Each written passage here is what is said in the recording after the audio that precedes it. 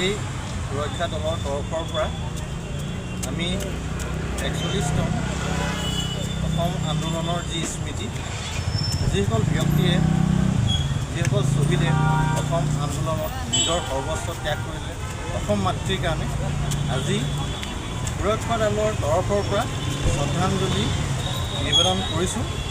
বিশেষকৈ আজিৰ দিনটো আমাৰ কাৰণে ঐতিহাসিক দিন। আজি তেওঁলোকৰ যি জ্বলন্ত অৱদান, তেওঁলোকৰ কাৰণে আজি আমি জীৱিত হৈ আছোঁ আৰু আজি আমি স্বাধীনতা ভোগ কৰিছোঁ। অসমৰ যিসকল শত্ৰু আছিলে, অসমত যিসকল ধ্বংস কৰিব বিচাৰিছিলে আৰু তেওঁলোকে আদৰ্শ দেখাই থৈ গ'ল, তেওঁলোকৰ তেজাল বীৰত্বৰে সেই শত্ৰুসকলক নিপাত কৰিবলৈ তেওঁলোকে অহৰহ চেষ্টা কৰি জীৱনৰ বলিদান আগবঢ়ালে। আৰু সেয়া হ'ল আমাৰ প্ৰেৰণা। আজি ২০২৬ চনতো যদি তেনেকুৱা ধৰণৰ পৰিস্থিতি হয়, সুৰক্ষা দল সদায় আগত যাব আৰু সুৰক্ষা দলে বলিদান, আত্মবলিদান দিবলৈ কেতিয়াও পিছ নুহুকিব।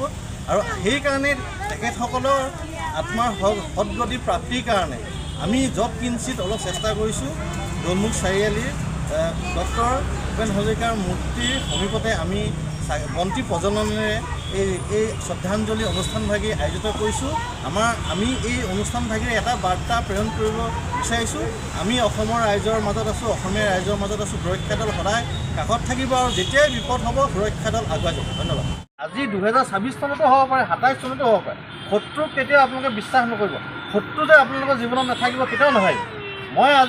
আমি যে আজি আমি শ্ৰদ্ধাঞ্জলি অনুষ্ঠান ভাগি দিছোঁ, সকলোকে সোঁৱৰণ কৰি দিব বিচাৰিছোঁ, যাতে যেতিয়া আমি সুৰক্ষা দলৰ পৰিয়ালত আছোঁ, আমি সদায় সচেতন হৈ থাকিব লাগিব আৰু সেই ধৰণে আমি নিজক প্ৰস্তুত কৰিব লাগিব, যাতে ভৱিষ্যতে যদি এই ধৰণৰ ৰক্তপাতৰ পৰিস্থিতি হয়, তেতিয়াহ'লে আমি নিজক কি ধৰণে চম্ভালিম আৰু আমি তেওঁলোকৰ বিৰুদ্ধে কি ধৰণে যুঁজ দিম। তেওঁলোকৰ বিৰুদ্ধে আমি যুঁজ দিবই লাগিব। আমি সভ্যতা, সংস্কৃতি, আমাৰ যি শংকৰদেৱে চাওলুং চুকাফাই যি সংস্কৃতি সৃষ্টি কৰিলে, শংকৰদেৱ গুৰুজনাই, মাধৱদেৱ গুৰুজনাই যি সংস্কৃতি সৃষ্টি কৰে, আজি যি আমি অসমীয়া আমাৰ যি সংস্কৃতি আমি প্ৰাণৰ বিনিময়ত সেই সংস্কৃতি আমি ৰক্ষা কৰিব লাগে। আৰু সেইকাৰণে আজি এই অনুষ্ঠানভাগি যে আমি ইয়াত আয়োজিত কৰিছোঁ, মূলতঃ উদ্দেশ্য হ'ল আমি সদায় যিসকলে আমাৰ কাৰণে ত্যাগ কৰিলে, বলিদান দিলে, আমাৰ সেই যিসকল শত্ৰুৰ বিৰুদ্ধে যিসকলে নিজৰ সৰ্বস্ব ত্যাগ কৰিলে, আৰু তেখেতসকলৰ কাৰণে আজি ১ মিনিট সময় আমি মৌন ব্ৰত পালন কৰিম আৰু তেখেতসকলৰ আত্মা যাতে সদায় অমৰত্ব হৈ থাকক। আৰু তেখেতসকলৰ যি তেওঁলোকে কৰি থৈ গ'ল আমাৰ অসমীয়া সমাজৰ কাৰণে, আমি প্ৰতি বছৰে আমি জীয়াই থকাৰ লগে যে তেখেতসকলক যাতে আমি শ্ৰদ্ধাঞ্জলি আমি দি থাকিব পাৰোঁ, ভগৱন্তে আমাক শক্তি দিয়ক।